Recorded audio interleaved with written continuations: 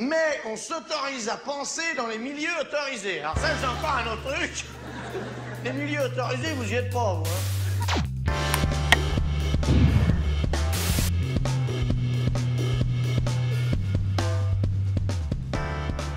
Bonjour à toutes et tous, et bonjour Laureline Fontaine. Bonjour Julien Terry. Merci d'être avec nous. L'histoire du constitutionnalisme est bien loin du récit que l'on en fait communément. Les textes constitutionnels n'ont jamais eu les vertus qu'on leur prête. Plutôt que de favoriser le progrès social et l'égalité, ils ont le plus souvent été des outils de domination. C'est la thèse que je dirais une thèse choc, parce qu'elle va vraiment à l'encontre complètement de la tradition libérale, de la tradition dans l'histoire des idées politiques, dans notre culture politique, selon laquelle l'émancipation, la capacité des peuples de se gouverner eux-mêmes serait advenue grâce aux constitutions issues des Lumières, au mouvement constitutionnel. C'est la thèse donc de ce livre paru aux éditions Amsterdam, La Constitution au XXIe siècle, histoire d'un fétiche social, et le terme de fétiche, évidemment, ici, n'est pas positif. On vous a déjà vu aux médias, il y a 2 ans, pour un livre qui s'appelait « La Constitution maltraitée », à propos d'un autre fétiche, enfin d'un de ces fétiches, peut-être plutôt pas un autre, le Conseil constitutionnel, qui a construit son image en France extrêmement positive, comme celle d'un garant impartial des libertés.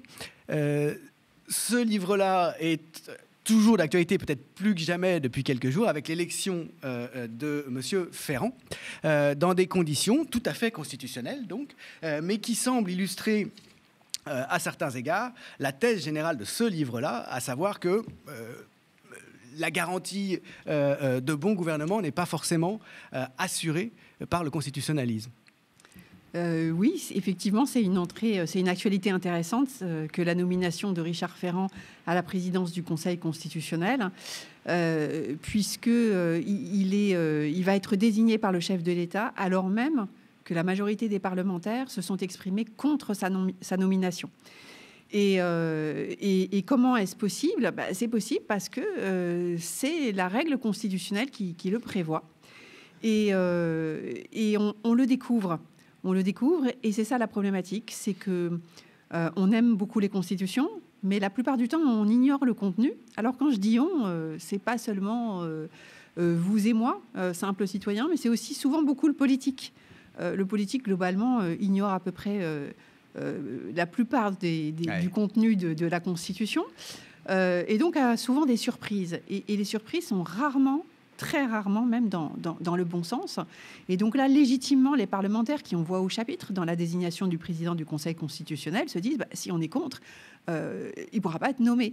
Sauf que non, le texte dit explicitement qu'il faut une majorité des 3/5 contre la nomination. Et 3/5, c'est plus que la majorité. C'est une majorité qu'on dit qualifiée. Le dispositif constitutionnel assure en fait la prépondérance de la proposition qui est faite par l'exécutif, c'est ça ? Exactement.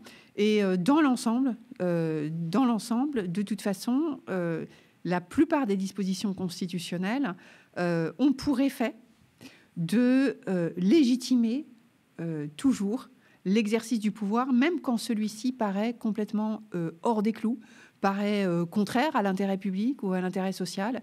Et c'est, on va dire, globalement, une des propositions que je fais dans mon livre, que finalement, l'effet principal des constitutions, c'est légitimer l'exercice du pouvoir, mais c'est pas de favoriser les intérêts du corps social. Et alors, il y aura une voie d'entrée qu'on pourrait développer à l'appui de cette thèse, ce serait celle de la question de l'exception. Celle de la question des capacités de suspension, disons, des garanties constitutionnelles qui sont incluses dans les constitutions. C'est pas vraiment celle que vous avez empruntée. Effectivement, je ne me suis pas tellement intéressée à l'exception. D'autres le font très bien et déjà depuis plusieurs années.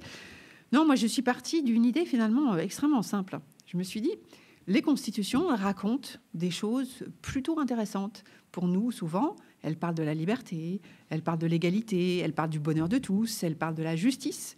Et puis, il y a un certain nombre de règles de procédure dont on ne s'inquiète pas trop en général, mais en tout cas, souvent d'ailleurs dans leur préambule, elles ont un discours qui nous intéresse, qui nous séduit. Souvent, c'est les droits de l'homme. C'est les droits de l'homme, exactement. Le texte fondateur. On connaît le préambule de la Constitution des États-Unis. Nous, le peuple des États-Unis, donc ça a un petit côté comme ça, à la fois incantatoire et encore une fois très séducteur. Et puis, il y a aussi beaucoup de choses qu'on raconte à propos des constitutions. Et sur les vertus du constitutionnalisme. Et comme juriste, moi, mais en fait, tous les juristes et toutes les personnes qui font même un brin d'études, ou même pas d'ailleurs, parce qu'à l'école, on en parle aussi, apprennent que l'écriture des constitutions, ça a apporté la liberté. Aujourd'hui même, c'est synonyme de démocratie. Et donc, le monde entier s'est constitutionnalisé. Alors, pratiquement aucun pays du monde, aujourd'hui, vit sans constitution. Et donc, je suis partie de ce point de départ en me disant, finalement, tout ça, ce sont beaucoup des discours. Mais derrière les discours, qu'y a-t-il ? Qu'y a-t-il en réalité ? Et je suis partie comme un peu une enquêtrice, mais presque, j'allais dire, au ras des pâquerettes. C'est-à-dire, je me suis dit, mais qu'est-ce qu'on a fait véritablement avec les constitutions depuis qu'on les écrit, c'est-à-dire depuis 250 ans, qui justifierait qu'on maintienne ou qu'on se maintienne dans cet état d'esprit extrêmement positif vis-à-vis des constitutions. Et mes découvertes, entre guillemets, qui étaient en réalité déjà beaucoup des intuitions, déjà quand même beaucoup des connaissances, ont été que finalement, il n'y a pas de choses si positives que ça à tirer de l'histoire des constitutions en France et dans le monde en général. Elles se sont présentées à l'origine comme des limites posées pour la première fois à l'arbitraire. Peut-être que la nation constitutionnelle par excellence, celle qui a en tout cas le récit mythique de l'avènement des libertés, c'est-à-dire des limites posées au pouvoir arbitraire du souverain, c'est la nation anglaise. Et il y a un grand récit comme ça qui commence bien avant les Lumières pour elle, justement, dès 1215 et la Grande Charte, par laquelle les grands hommes mettent des limites au pouvoir du roi, et puis qui se poursuit comme ça, c'est un grand récit, avec à chaque fois plus de limites posées à l'arbitraire. Exactement. Mais d'une certaine manière, c'est la réalité. Effectivement, les constitutions commencent à s'écrire pour poser des limites à l'exercice arbitraire du pouvoir. Mais la question, c'est qui pose ces limites et dans quel but ? Et en fait, c'est là que les choses commencent, on va dire, à coincer. Puisque on identifie d'abord le fait que les constitutions parlent toutes au nom du peuple, elles font parler le peuple, comme je dis, mais le lien réel avec le peuple est purement imaginaire. C'est-à-dire que le peuple n'est pour rien le peuple, dans un sens très organique du terme. L'ensemble, je dirais, l'ensemble de la population, alors si on voulait être un peu plus restreint, l'ensemble des personnes qui constituent la nation, donc généralement en lien avec la nationalité, mais quoi qu'on l'entende, de toute façon, c'est quand même quelque chose d'assez vaste. Ce peuple-là n'est pour rien dans l'écriture, parce que c'est toujours un petit groupe d'hommes, pas de femmes d'ailleurs, toujours appartenant à des classes ou aux classes les plus fortunées. Évidemment, si on regarde les constituants américains, ils sont 55. C'est pas beaucoup, 55. Ils sont pas désignés par le peuple. Ils sont désignés par d'autres personnes comme eux, c'est-à-dire des hommes blancs propriétaires. C'est ce que je veux dire, c'est les propriétaires. Voilà, ce sont les propriétaires. Et ce sont, entre guillemets, ce sont eux qui prennent le pouvoir. Les propriétaires, et ce sont les propriétaires qui plus est, alors là, si je bascule dans le cas français, dont je dis qu'ils n'ont pas souvent de lien très affectif avec le pouvoir en place. C'est-à-dire qu'ils ne sont pas forcément nobles, donc ils ne sont pas les héritiers d'un système monarchique aristocratique, ils ne sont pas nécessairement magistrats ou militaires. Donc en fait, ce sont souvent des gens qui font des affaires. Que ce soit d'ailleurs des affaires intellectuelles ou pas. Il y a beaucoup d'avocats, par exemple. Et ces personnes-là, en fait, ont tout à craindre de l'exercice du pouvoir. Parce que le pouvoir, qu'est-ce qu'il fait ? Il veut prendre de l'argent pour aller faire la guerre, par exemple. Donc, il veut prélever l'impôt. Et puis, comme il a un pouvoir un peu illimité, éventuellement, il peut user de ses caprices, il peut arrêter les uns et les autres. Et quand on arrête pour aucune raison, qu'on met en prison, on interrompt aussi le cours des affaires. Ça renvoie à l'habeas corpus déjà aussi. Exactement, de la exactement. Anglaise. Imposer Donc, l'habeas corpus. Il y a un processus qui se met en place et qu'on trouve en effet principalement dans l'Angleterre, qui va ensuite innerver tous les autres pays. Et ce processus va prendre corps vraiment au XVIIIe siècle. Il commence avant, bien sûr. On a cité la Grande Charte tout à l'heure, mais il prend corps vraiment pour un certain nombre de raisons, et notamment sur la question économique, mais au XVIIIe siècle. Et ce sont ces groupes-là qui, entre guillemets, qui l'emportent. C'est-à-dire qui se trouvent à un moment donné en position de pouvoir arrêter justement le pouvoir et de lui dire stop, tu ne peux pas agir comme tu le veux, donc on va te poser des limites. Parce que nous, on veut faire des affaires. Et c'est ça ce que j'allais dire. Et la clé qu'on voit, un des fils directeurs quand même du livre, qui apparaît déjà là, c'est qu'en réalité, il s'agit de garantir les opérations économiques, des interventions extérieures de prédation, de classe sociale ou de pouvoir de type aristocratique, de droit divin ou autre, qui viendraient finalement remettre en cause ces intérêts. Mais c'est essentiellement des intérêts économiques qui sont représentés. C'est des intérêts économiques. Mais alors, ce qui est intéressant, ce que j'ai noté quand même, c'est que tout ça n'aurait peut-être pas été possible s'il n'y avait pas eu quand même une manière de voir les choses qui s'est transformée au cours des XVIIe et XVIIIe siècles, faisant que, j'allais dire, presque tout le monde qui pense le pouvoir commence à ne le penser qu'au regard de considérations économiques, qu'au regard du fonctionnement de l'économie. Et chacun a des idées différentes. Certains veulent que l'État soit très présent. D'autres, au contraire, qui ne soient pas du tout présents.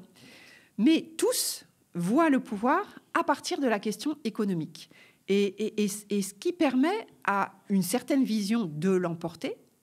Mais je pense qu'elle ne l'aurait pas emporté s'il n'y avait pas eu un vaste mouvement de pensée, de réflexion, parce qu'en fait, si on regarde Montesquieu, si on regarde John Locke, même si on regarde Rousseau, en fait, tous pensent le pouvoir en même temps qu'ils pensent la question économique.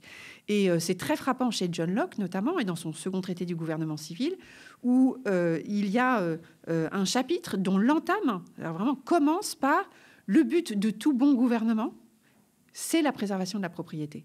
Et donc, c'est extrêmement clair. Donc, on en fait un penseur du libéralisme politique en prétendant que c'est séparable du libéralisme économique, mais pas du tout, en réalité. C'est ça qui est passionnant, c'est qu'en fait, cette séparation entre ces deux libéralismes, elle se trouve mise à mal par votre démarche. Mais effectivement, il n'y a pas de séparation. Chez Locke, on peut trouver des écrits économiques séparés des écrits politiques, bien sûr, mais lorsque on commence vraiment à le lire, on se rend compte qu'il y a un fil très très important, et ce fil, c'est celui de la propriété. Et que personne ne pense le pouvoir en dehors de la propriété ou en dehors du commerce. Et ça, c'est vraiment intéressant. Alors après, en fonction des uns et des autres ou des pays, c'est pas exactement le même type de vision du rapport entre l'économie et l'État qui l'emporte. Mais en tout cas, l'État est pensé à partir de la question économique. Et ce sont des propriétaires qui sont manettes. Mais je pense quand même à peut-être un contre-exemple qui vient assez vite en tête, avec la Constitution de 1793, et avec, alors, qui ne va pas à l'encontre de votre idée selon laquelle on pense en termes économiques, mais en l'occurrence, l'économie ici, c'est la subsistance, puisque cette constitution, celle de Robespierre, de la Montagne, qui va être évidemment, qui ne sera jamais appliquée en réalité, qui inclut aussi le droit à l'insurrection d'ailleurs, et qui va laisser place aux thermidoriens et à ces propriétaires qui vont reprendre le pouvoir jusqu'à nos jours, au fond. Cette constitution, elle met en avant le droit à la subsistance. Alors, certes, c'est une notion économique, mais ça va plus loin que ça. Ça va moins loin que ça, c'est en deçà et au-delà de l'économie, la subsistance.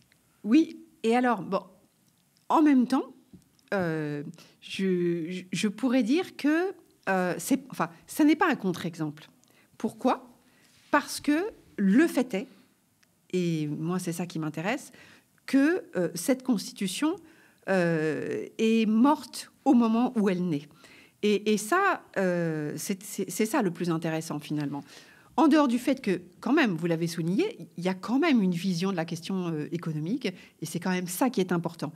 Il se trouve que ce n'est pas cette vision-là qui l'emporte, puisque cette constitution, de toute façon, à peine promulguée, aussitôt suspendue. Et puis la diabolisation de Robespierre renvoie à la peur, quand même, des propriétaires face à cette disposition constitutionnelle qui oblige, qui empêche qu'il y ait des pauvres, en tout cas de trop pauvres, en tout cas.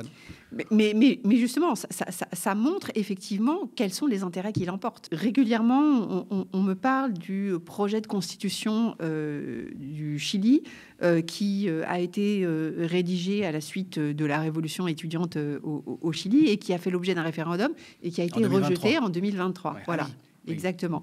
Mais en fait, ce type de projet n'est pas véritablement inclus dans mon étude parce que précisément, moi, ce qui m'intéresse, ce sont les constitutions qui ont été en vigueur et qui ont servi à quelque chose. La constitution ou les projets qui ne servent à rien, par définition, alors peut-être qu'ils ne servent à rien justement parce qu'ils sont contre l'esprit historique du constitutionnalisme, c'est tout à fait possible. Ça va dans le sens de votre thèse, en fait. Ça va dans le sens de ma thèse, exactement. Parce qu'ils iraient dans le sens contraire, exactement, qu'ils n'ont jamais eu d'effectivité. Tout à fait. Alors, c'est vrai que quand même, j'en parle un peu, à un moment donné, je l'évoque, cette question, quand j'évoque l'hypothèse d'un constitutionnalisme social possible, en disant que tous les projets de constitutionnalisme social ont échoué.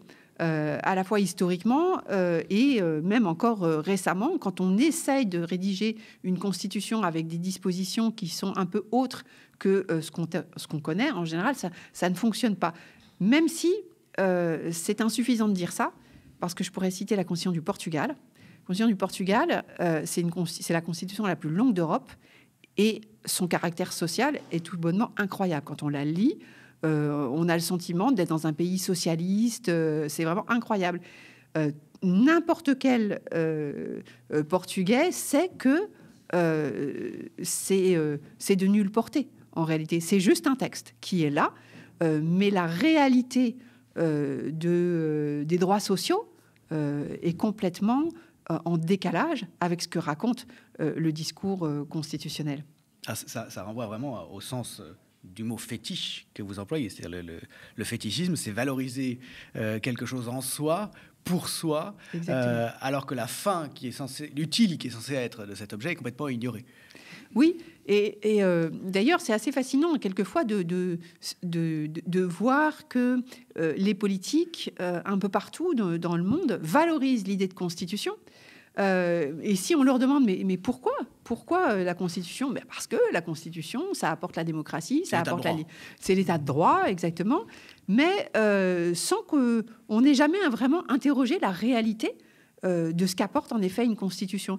Si on regarde qu'il y a 195 pays environ qui ont une Constitution dans le monde, on ne peut pas dire que partout il y ait la démocratie, l'état de droit. Alors évidemment, il faudrait s'entendre sur ce que ça veut dire aussi la démocratie. Les droits sont respectés, l'égalité réalisée partout, la justice, etc. Absolument pas. Donc, c'est qu'il y a autre chose qui se cache derrière cette réalité-là. En termes d'épisodes historiques, ça fait aussi penser au cynisme de ceux qui ont présidé à l'avènement de la Troisième République, puisque tout le 19e siècle, en réalité, est une lutte entre les thermidoriens, c'est-à-dire les partisans de cette constitution des propriétaires, et une autre lecture de la Révolution française qui serait plus radicale, plus égalitaire. Alors ça passe longtemps par des régimes qui ne sont pas démocratiques, et qui se pensent pas comme démocrates. Les républicains sont soit clandestins, soit à l'extrême gauche. Et puis, il arrive un moment, après la défaite de 1870 et la fin du Second Empire, où quelqu'un comme Adolphe Thiers, le père du nouveau régime, qui a été royaliste, qui a été un pilier des régimes non démocratiques précédents, dit maintenant il est clair que la meilleure manière de continuer à empêcher les gouvernés de se mêler de ce qui ne regarde pas, c'est-à-dire de gouvernements pour lesquels ils sont incompétents, la meilleure manière, maintenant, c'est la République, très clairement, parce que en République, on peut prétendre exercer le pouvoir au nom du peuple. Oui, alors ça correspond effectivement à moi ce que j'appelle l'effet de mise à distance. Les constitutions ont pour effet, quels que soient les régimes, de mettre le peuple à distance de l'exercice du pouvoir. Et ça, je trouve que c'est extrêmement intéressant. Et sur la question démocratique et républicaine, là, ça, c'est fascinant. Parce qu'en fait, globalement, on ne change pas les institutions, l'organisation des institutions, on ne change pas les principes qui les animent, la séparation des pouvoirs, etc. Il y a une petite chose qui change. Je dis une petite chose, mais peut-être on pourrait en reparler, c'est la question de l'élection. Et à partir de ce critère-là, on nomme l'ancien régime, si je peux dire comme ça, démocratie ou république, alors qu'on n'a en fait quasiment rien changé à son organisation. Et ça, je trouve que c'est aussi un effet... alors, je ne sais pas si c'est un effet de cynisme de notre histoire, mais on renomme autrement quelque chose. Alors, si on veut même aller plus loin, la question de l'attribution du droit de suffrage, de toute façon, c'est une concession qui est faite au mouvement ouvrier que l'on craint, parce que les mouvements ouvriers commencent à être un peu dangereux pour le fonctionnement des industries, pour le fonctionnement de l'économie. Donc, qu'est-ce qu'on fait? On se dit, bon, il va falloir faire quelque chose. Donc, on concède le droit de vote. Mais évidemment, ce droit de vote ne va pas du tout aboutir à ce qu'on puisse prendre la main, mettre la main sur l'exercice du pouvoir, pas du tout. Mais on concède ce droit de vote et du coup, on légitime encore plus que le pouvoir soit exercé en dehors du peuple. Donc, finalement, le constitutionnalisme participe complètement de cette histoire-là. Ça fait penser à la fameuse phrase dans Le Guépard, hein, il faut que tout change pour que rien ne change, justement à un moment fondateur au plan institutionnel et constitutionnel de l'Italie, au moment de l'unité de l'Italie, avec ces aristocrates siciliens qui disent il faut passer à autre chose, parce que c'est comme ça qu'on va continuer, en faisant mine finalement de donner la parole à de nouveaux acteurs, qu'on va pouvoir continuer à maintenir de facto la situation antérieure. Mais ça me fait penser, ce que vous disiez sur les élections, aux travaux par exemple d'Olivier Christin, qui montre que, contrairement à ce qu'on s'imagine, à cause justement de ce mythe des Lumières et du constitutionnalisme, sous l'Ancien Régime, avant les constitutions, avant les Lumières, on votait énormément. Il y avait plein d'élections. Et c'était toujours des moyens de maintenir le consensus et de maintenir l'ordre social. Oui, alors c'est ça aussi, c'est l'effet, comment dire, on parle aujourd'hui beaucoup de consentement, ouais. Mais effectivement, la nécessité de consentement de ceux qui sont intéressés par une question, c'est quelque chose qui s'est très très bien installé dans nos sociétés politiques, économiques, villageoises et religieuses d'ailleurs, à partir du Moyen-Âge, en effet, faisant que dans l'ensemble, toute communauté fonctionnait selon des procédés du vote, en effet, pour prendre un certain nombre de décisions. Le procédé reste, sauf que en matière de politique nationale, il est capté par quelques-uns, et ça va prendre beaucoup de temps avant que ça soit élargi. Et je pense qu'on peut encore discuter aujourd'hui, même beaucoup, de cet élargissement. Parce que finalement, on a commencé par l'élection de Ferrand. Et moi, je me dis qu'il y a un parallèle à faire avec cette question-là de l'élection. À la fin du livre, alors c'est peut-être pas du tout l'originalité de mon livre, mais quand même, j'y reviens parce que ça me semble important. Parce qu'aujourd'hui, on associe l'idée de démocratie à celle d'élection. Si on regarde le processus électif lui-même, et que on essaye de définir un peu ou de la démocratie, ce que ça veut dire, si on parle du pouvoir du peuple, c'est pas le pouvoir d'une partie du peuple, c'est le pouvoir du peuple. Bon. Comment fonctionne une élection?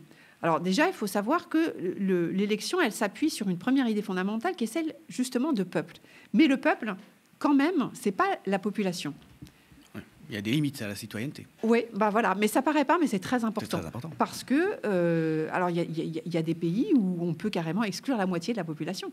Alors, c'est pas les pays les plus malheureux, mais enfin, quand même, je peux parler du Luxembourg, par exemple. Au Luxembourg, la moitié de la population n'a pas accès au vote parce que la moitié de la population est étrangère. Et donc, le peuple, c'est l'ensemble des personnes qui ont la nationalité, dans la plupart des pays, évidemment. Alors ensuite, une fois qu'on a notre notion de peuple, il faut une autre notion encore, c'est la notion de corps électoral. Et la notion de corps électoral, c'est en dessous de celle du peuple. Donc, en dessous d'un certain âge, on ne peut pas voter. Si on est sous curatelle ou sous tutelle, parfois on peut se voir exclu du droit de vote. Si on est détenu, on peut se voir exclu du droit de vote. C'est systématique en Angleterre, etc. Donc ça réduit encore. Et puis ensuite, on n'est encore pas forcément dans le corps électoral parce qu'il faut être inscrit. On ne remplit pas forcément les conditions pour être inscrit au bon endroit, etc., etc. Puis il y a le taux de participation aussi. Il y a des conditions sociales objectives qui font que des gens ne votent pas. Voilà. Et à la fin, en plus, on a un taux de participation. Sauf que quand vous voyez le résultat s'afficher, on vous dit, 56% des Français ont voté pour un tel. C'est une supercherie. Ça en renvoie réalité. à des combats qui est un vieux combat, pour que les résultats soient affichés en pourcentage, au moins des votants, sinon des inscrits, chose que jamais les gouvernants n'accepteront, jamais les représentants n'accepteront, parce que ça afficherait le fait qu'ils arrivent au pouvoir avec 10-15% des ayants droit au vote. Exactement. Et ça saperait leur légitimité de manière dévastatrice. Mais oui, parce que quand on regarde, je crois, sur l'élection présidentielle de 2017, par exemple, le candidat qui a été élu à la fin, sa base électorale, c'est 12%. Donc, effectivement, on comprend que ce soit nettement insuffisant. Mais au-delà de cette question-là, au-delà de la légitimité institutionnelle des élus, on comprend surtout, en fait, qu'on fabrique une idée de la démocratie à partir de pas grand-chose. C'est un tour de passe-passe, en fait. C'est un tour de passe-passe absolument extraordinaire, absolument. qui donne une légitimité inattaquable à une situation qui, en réalité, est vraiment pas reluisante. Eh bien oui, c'est exact. Mais c'est en général, de toute façon, d'ailleurs, l'effet des règles constitutionnelles. C'est de conférer cette légitimité parce que dans le milieu de la philosophie et des juristes, souvent on distingue la légalité de la légitimité. On dit c'est pas la même chose. Sauf que les deux sont très souvent associés. Et c'est ce que j'entends moi à peu près tout le temps.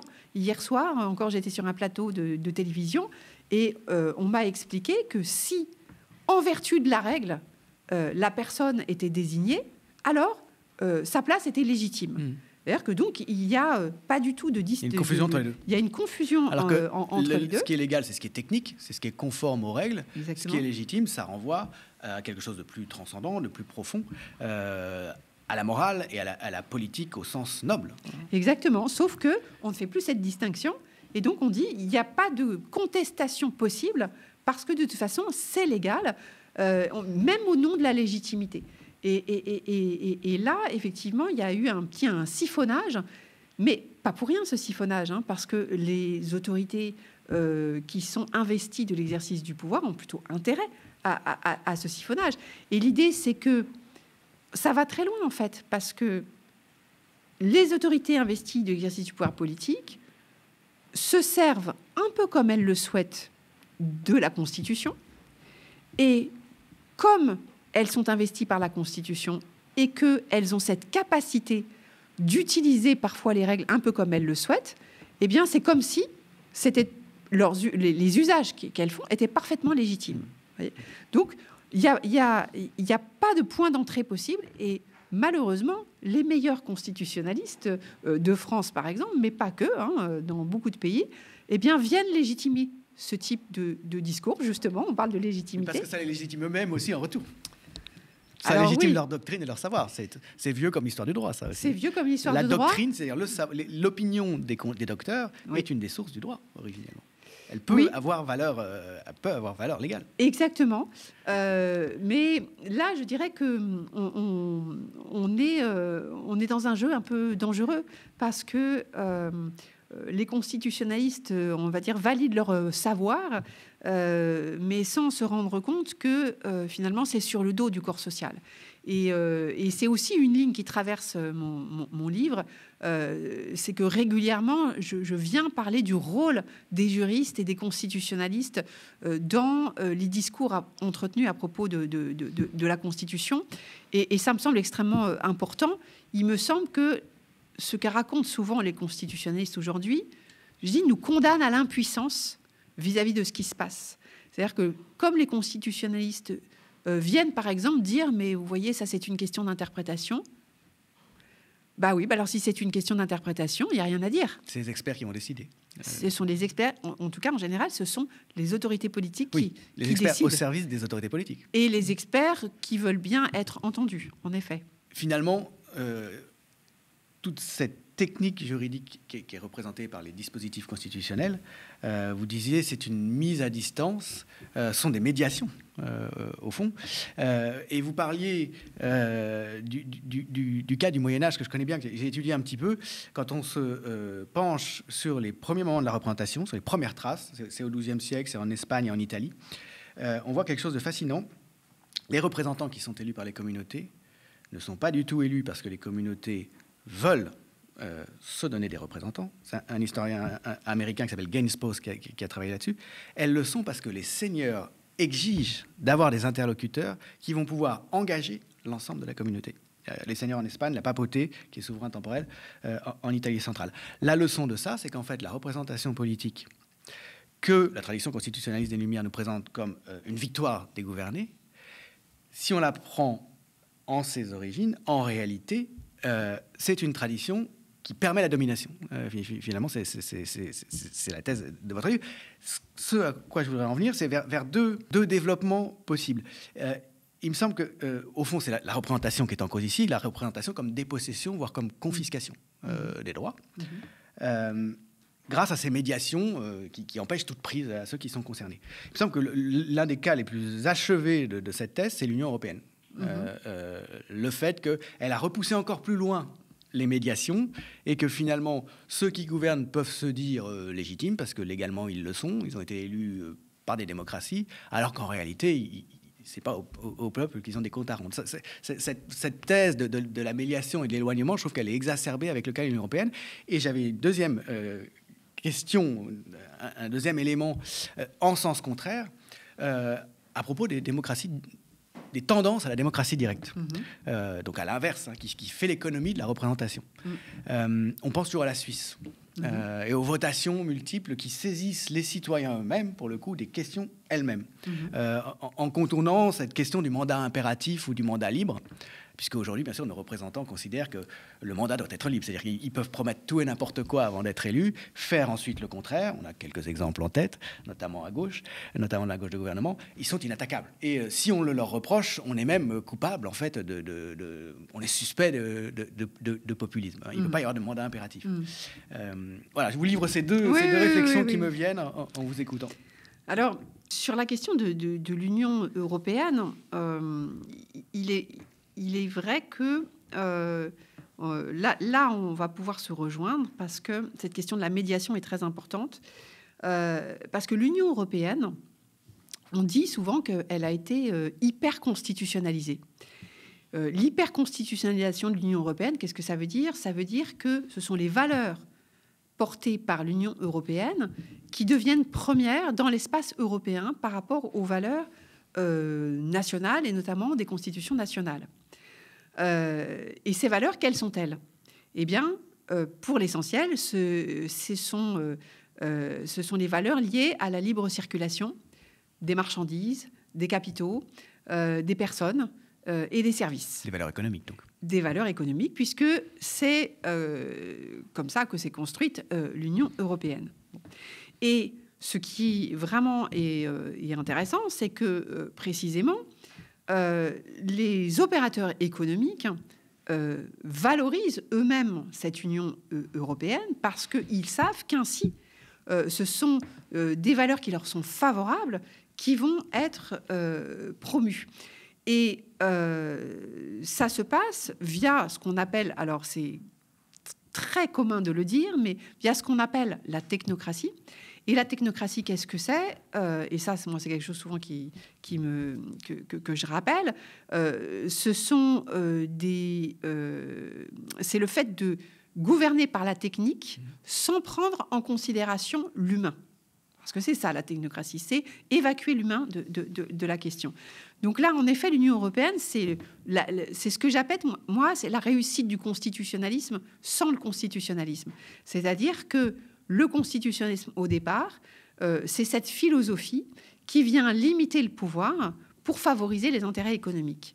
Et l'Union européenne a réussi à se passer des constitutions pour favoriser les intérêts qui, au départ, étaient ceux qui ont animé le constitutionnalisme. Je ne sais pas si je me fais bien comprendre. Voilà. Et c'est parfaitement en phase avec le néolibéralisme qui lui-même ne pense l'humain que sous la forme de la marchandisation. Exactement. Et alors, à ceci près que mais là, c'est toujours par le moyen du droit, parce que le néolibéralisme passe par le droit. C'est même une de ses caractéristiques, où justement, on passe d'un moment où on dit l'État ne doit pas intervenir, à un moment où on dit si, l'État doit justement intervenir, mais toujours pour favoriser un certain nombre d'intérêts. Vous dites c'est sans constitutionnalisme, mais il y a quand même l'inénarrable épisode du traité constitutionnel européen, tel qu'on l'appelait, qui, alors ce qui va encore dans votre sens, a été adopté après avoir été rejeté à 55% par la France notamment, par le corps électoral français, auquel on reproche exactement ce que vous dites, c'est-à-dire de constitutionnaliser de facto des choix économiques et donc de vider de sa substance le politique et donc de vider le type de médiation politique qui peut faire prévaloir des intérêts qui ne soient pas seulement économiques. Alors, les mesures qui étaient proposées dans le TCE et qui ont été rejetées sont repassées, on le sait très bien, justement en évitant le référendum. Mais vous considérez que c'est pas du constitutionnalisme? Alors, en réalité, vous faites bien de me reprendre là-dessus, parce que j'aurais peut-être dû préciser quelque chose. C'est que on réussit à se passer de la Constitution, mais en passant par la Constitution. Je m'explique. C'est-à-dire que s'il n'y a pas les constitutions nationales pour dire que l'Union européenne est une organisation à laquelle les États transfèrent l'exercice de leurs compétences, effectivement, ça ne marche pas. Donc on a besoin de ces clauses-là. Et d'ailleurs, lorsque l'Empire soviétique s'est effondré et que les nouveaux États indépendants ont commencé à rédiger des constitutions, en tout cas on leur a fait rédiger, qui était à la manœuvre sur l'écriture de ces nouvelles constitutions, globalement, ce sont les deux premières nations historiquement constitutionnelles, c'est-à-dire les États-Unis et la France. Bon. On leur a dit, attention, il faut écrire dans votre constitution que d'abord, vous respecterez le droit international ou le droit de l'Union européenne, très important. Ça doit être une garantie. Ça place une limite tout de suite déjà. Voilà. Et puis, éventuellement, il faudra aussi préciser quand même que vos autorités politiques s'engagent à respecter les normes constitutionnelles elles-mêmes. Pourquoi ? Parce que dans les normes constitutionnelles, il y a quoi ? Il y a les droits. Et dans les droits, il y a quoi ? Eh bien, quitte à ce que ce soit une obsession, mais c'est la réalité, il y a le droit de propriété, parce que quand on regarde les jurisprudences des cours constitutionnelles et suprêmes dans le monde, qu'est-ce qu'elles font respecter d'abord ? Eh bien, c'est la propriété, bien avant les droits et libertés individuels et collectifs. C'est la propriété au sens de droit économique. Au sens de droit économique, oui, exactement. Oui. C'est vraiment un standard. Et d'ailleurs, c'est aussi sur cette base que... sur cette base de réflexion que dans les années 80-90, disons à partir des années 90, les grandes institutions financières internationales, la Banque mondiale, le Fonds monétaire international, eh bien, se sont mises à promouvoir, bizarrement, l'idée de constitution, de justice constitutionnelle et d'état de droit. Donc, certains, je dirais quand même tout de même un petit peu naïfs, se sont dit même ces grandes institutions sont acquises à l'idée de la démocratie, etc. Mais pas du tout. En réalité, leur intérêt est très clair, c'est que puisqu'il faut faire des affaires dans tous ces nouveaux pays, en Europe de l'Est, en Afrique, en Asie, on a besoin de garanties juridiques pour nos affaires. Et la meilleure garantie, c'est le fait qu'on va avoir des juges qui vont faire respecter les normes constitutionnelles, au premier rang desquelles il y a les normes constitutionnelles relatives aux libertés et droits économiques. Mais on ne risque pas d'avoir des États, au gré des élections, qui éliraient un pouvoir socialiste, qui déciderait de nationaliser, par exemple, un certain nombre d'activités ou de ressources. Même quand c'est le cas, certaines autorités interviennent pour dire, on a vu le gouverneur de la Banque centrale européenne s'exprimer déjà, ou même un ancien président de la Commission européenne s'exprimer à propos d'élections qui avaient lieu dans un des pays de l'Union, en disant ok, ils peuvent bien élire qui ils veulent, mais de toute façon, il faudra qu'ils prennent tel et tel type de décision, et ça, il n'aura pas le choix. Il n'y a pas de démocratie en dehors des contraintes des traités européens. Je crois que c'est ça la citation en question. Ça fait partie, oui, fait partie des citations. Mais on connaît aussi qu'il y a la lettre dite secrète, mais qui a été publiée, qui avait été envoyée par un gouverneur de la Banque centrale européenne et un ancien gouverneur de la Banque centrale européenne à un Premier ministre italien, pour lui dire que d'ici à quelques mois, il faudrait qu'il adopte telle réforme législative, telle réforme constitutionnelle, telle réforme fiscale. Donc, sa feuille de route lui est donnée, quoi. Comment ? Sa feuille de route lui est donnée. Exactement, sa feuille de route lui est donnée. Et pas par les gouvernés. Et pas par les gouvernés, puisque, en fait, la couleur politique ou les orientations politiques et sociales sont de moindre importance. Ça va aussi de pair avec l'observation sociologique qu'on peut faire, que les grands dirigeants sont souvent des gens qui sont issus de la finance ou qui ont travaillé avec les grands intérêts économiques avant. Oui, ça c'est une chose qui a beaucoup évolué, je pense. En effet, il y a une collusion maintenant systématique entre, disons, c'est même plus une collusion, en réalité, il y a une confusion maintenant effectivement, de la gouvernementalité économique et politique, évidemment. Et alors pour finir, si on se tourne du côté de la Suisse, qui est toujours souvent fantasmée, en tout cas pensée comme le contre-exemple, justement il n'y a pas ces médiations, ou il y a moins ces médiations de la représentation entre la volonté des gouvernés et les exécutions, les choix législatifs et les choix exécutifs. Il paraît que, contrairement aux Français, une grande majorité des Suisses, par exemple, se déclarent satisfaits de leur dispositif politique constitutionnel. De votre point de vue, comment voir ça ? Alors, c'est devenu, je pense, difficile aujourd'hui de penser les régimes politiques sans les penser dans le cadre d'un vaste système économico-médiatique. On connaît évidemment la thèse de la fabrique du consentement, très, très importante. Et d'ailleurs, au moment, historiquement, où le suffrage a commencé à être étendu, à être attribué à de nouvelles personnes. On a commencé à donner le suffrage aux personnes indépendamment de s'ils savaient lire ou écrire, par exemple. On a commencé à donner le suffrage aux personnes indépendamment de leur richesse. Tout ça, c'est fin du 19e, début du 20e. On a même commencé à étendre le suffrage, coup de folie, aux femmes. Et bien, à mesure que ce suffrage s'étendait, en fait, dans le même temps, on a vu exactement apparaître des techniques de propagande fondées sur la publicité appliquées aux compétitions électorales. C'est vraiment, il y a une synchronicité qui est parfaite. Premier 20e siècle. Quoi. Exactement. Et donc politique comme marketing. Enfin, la représentation politique comme marketing. Oui. Et je vais prendre un exemple, pas en Suisse, mais aux États-Unis, parce qu'il est quand même très frappant. C'est quand le Parlement de Californie a adopté une loi, donc c'était il y a environ 3 ans, qui imposait aux plateformes de salarier leurs travailleurs. Bon, en gros, c'est Uber. Les chauffeurs Uber deviennent des salariés.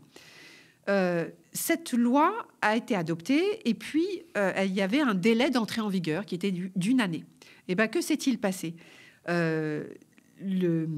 Conformément à la législation californienne, il y a eu un référendum d'initiative populaire qui a été organisé, évidemment soutenu par les plateformes, Qui ont les moyens financiers de les soutenir. À coût de millions. Quand vous commandiez un Uber en Californie, à l'époque, vous aviez d'abord un message vous disant « Si vous votez, vous aurez plus de temps d'attente, le service sera plus cher, etc. » Le résultat, il a été celui qu'on sait, c'est-à-dire que la loi a été abrogée juste avant qu'elle n'entre en vigueur. Et pourtant, référendum d'initiative populaire, un bon taux de participation, et donc un résultat. Donc, c'est vrai que je trouve qu'il devient extrêmement compliqué de penser la démocratie, même directe et participative, dans un cadre sain, qui faisant que, on va dire, les résultats s'en trouvent, à mon avis, faussés. Il y a une autre histoire qui va dans le sens aussi de votre démonstration de manière assez éclatante, c'est celle des dispositifs juridiques coloniaux. Vous faites un chapitre sur une histoire inhumaine du constitutionnalisme. Oui, où je parle aussi de la question de l'esclavage, de la question du colonialisme, en effet, et même du génocide. Donc j'y vais un peu fort, mais en réalité, c'est plutôt que ce qui m'a frappé dès le départ, c'est finalement que quand on écrit les premières constitutions, il y a un accommodement immédiat à des pratiques qui contrarient les discours qu'elles portent. C'est-à-dire que finalement, la Constitution américaine comme la Constitution française sont écrites et promulguées sans considération pour la question esclavagiste. Donc, on peut avoir un beau discours constitutionnel. La Constitution française, c'est la Déclaration des droits de l'homme. La Constitution américaine, c'est quand même basé sur déjà la Déclaration d'indépendance avant, et puis ce fameux « We the People », le préambule. Et pourtant, beaucoup sont esclavagistes, et je ne parle pas du fait que toutes ces populations sont des populations colonialistes. D'ailleurs, quand on dit, je reviens sur l'idée de peuple américain, nous, le peuple américain, mais qui est ce peuple américain? En fait, ce sont évidemment pas les Amérindiens. De toute façon, il y en a déjà plus beaucoup à ce moment-là. Ce sont évidemment pas les Noirs qui sont mis en situation d'esclavage. Et puis, globalement, ce ne sont pas les pauvres. Bon.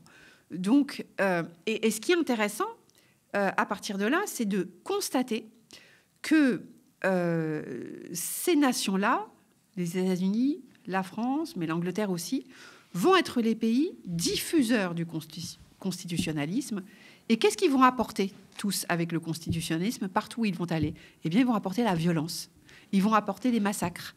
Et c'est ça qui est tout à fait étonnant, quand on simplement fait le constat de cette histoire-là, de se dire, mais comment est-ce qu'on peut continuer à imaginer que le constitutionnalisme est un bienfait et qu'il apporte la liberté, alors qu'en réalité, il s'est construit dans la violence et que souvent, il a été diffusé dans la violence.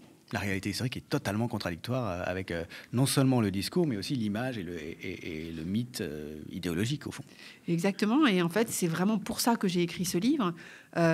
C'était pour qu'on revienne sur cette histoire-là, et que, comme je sais qu'il y a beaucoup d'interrogations actuellement sur les questions constitutionnelles, sur la possibilité de se réapproprier l'instrument constitutionnel, sur le fait évidemment de changer de constitution, et moi je pense que si on veut penser correctement cette question-là, il est absolument nécessaire de revenir sur cette histoire.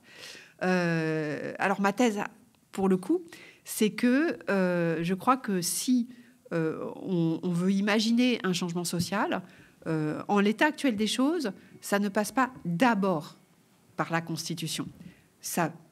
Je n'évacue pas l'idée que ça puisse plus tard passer par une Constitution, mais c'est quelque chose de secondaire ou de consécutif à autre chose. Et d'ailleurs, le fait est qu'une Constitution n'a jamais rien changé à quoi que ce soit. Une Constitution succède toujours au changement. Elle ne le précède jamais. Et ça, je crois que c'est une leçon qui est absolument indispensable. Mais en dehors du fait qu'elle succède au changement, la question, c'est de savoir quel changement. Parce que jusqu'à présent, la Constitution, encore une fois, c'est plutôt de la violence, y compris de la violence institutionnelle. Je crois que l'actualité française de ces dernières années nous le montre constamment. Merci beaucoup, Laureline Fontaine, pour ce travail en profondeur qui renvoie à l'actualité, aux problèmes auxquels nous sommes confrontés aujourd'hui.